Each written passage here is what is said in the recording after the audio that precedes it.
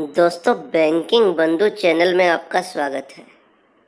आज हम आपसे चर्चा करते हैं कि स्टेट बैंक ऑफ इंडिया में डिफरेंट लोन्स के ऊपर क्या क्या चार्जेस हैं, क्या क्या पेनल्टीज़ हैं और हम इससे किस तरीके से बच सकते हैं। आइए हम बिना समय वेस्ट किए हुए देखते हैं कि क्या क्या होता है।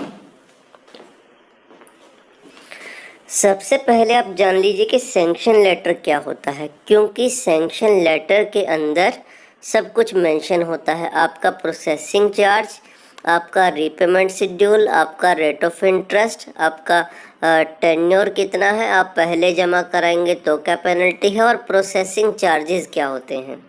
हम सबसे लास्ट में सैंक्शन लेटर के बारे में समझेंगे, पर उससे पहले हम ये जान लें कि उसके अंदर लिखा क्या क्या होता है। सबसे पहला होता है प्रोसेसिंग चार्ज।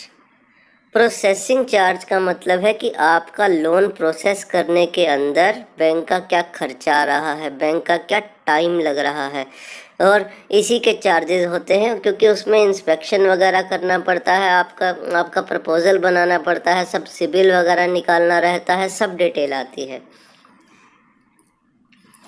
फिर आ जाइए पार्ट पेमेंट। पार्ट पेमेंट होता है कि आप मान लीजिए आपका लोन अमाउंट बचा है 5 लाख रुपए का, आपके पास 2 लाख रुपए हैं, ईएमआई आपकी 25,000 रुपये की है, तो रीपेमेंट आपका 75,000 रुपये आपने कर दिया फटाक से।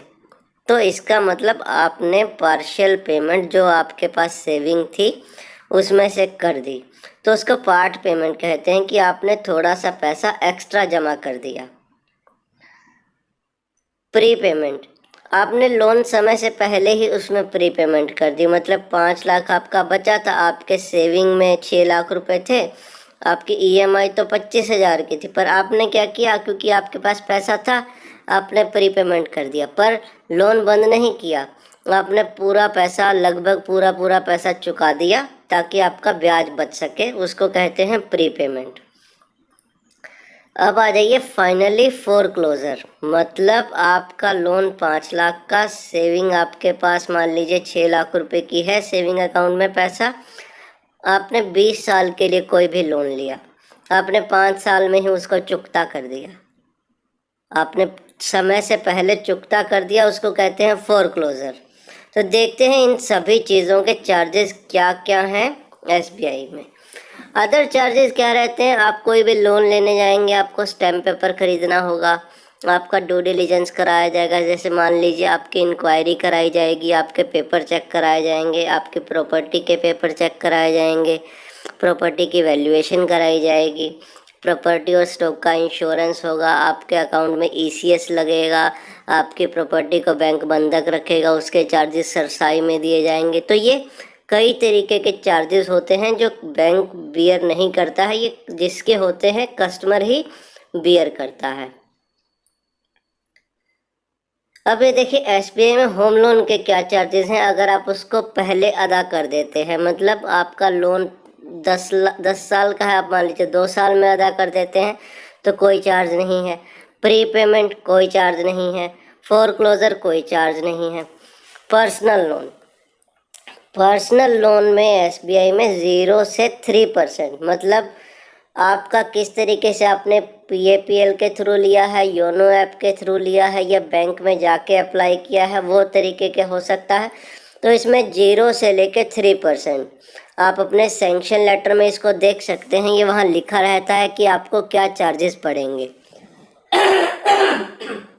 सॉरी, आपको उसमें लिखा रहता है कि आपको वहाँ क्या चार्जेस पड़ेंगे, तो उसमें आप उसको सैंक्शन लेटर को ध्यान से समझ सकते हैं। अब समझिए हम उसमें बच कैसे सकते हैं कि आपको चार्जेस वो ना पड़े।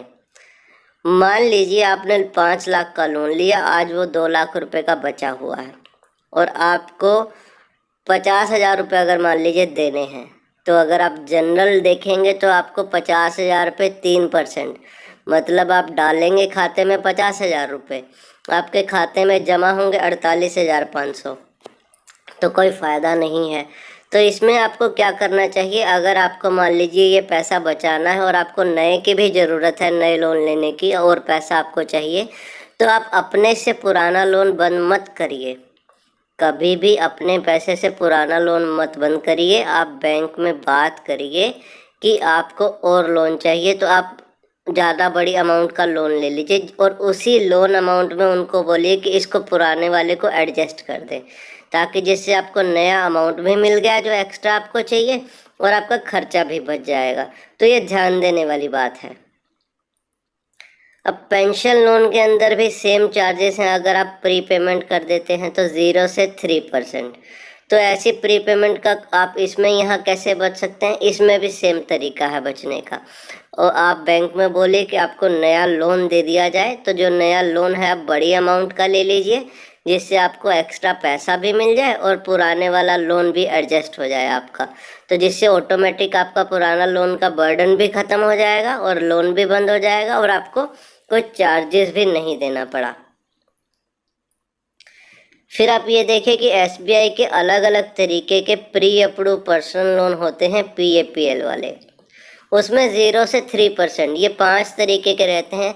Insta credit, express credit, personal loan, pensioner loan, कई तरीके के लोन हैं। ये हर एक में आपको सैंक्शन लेटर देखना रहेगा कि सैंक्शन लेटर में आपके लिए क्या कंडीशंस लिखी हुई है, तभी आपको फ़ायदा रहेगा उसको देखने का। नहीं तो हमने इसीलिए सबसे पहले आपको सैंक्शन लेटर के बारे में चर्चा की कि सैंक्शन लेटर में सब कुछ लिखा होता है, आप उसको ध्यान से पढ़ लीजिए। जब आपका लोन सैंक्शन हो तो जो आपसे बैंकर ने कमिटमेंट की थी वो पूरी हो रही है कि नहीं।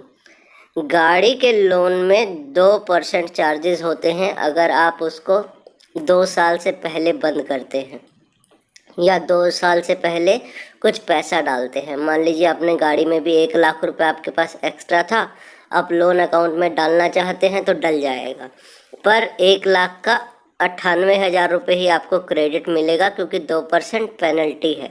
तो ऐसे ही अगर 2 साल के बाद डालेंगे तो कोई चार्ज नहीं है, पूरा जितना आप डालेंगे पूरा का पूरा आपके लोन अकाउंट में डल जाएगा।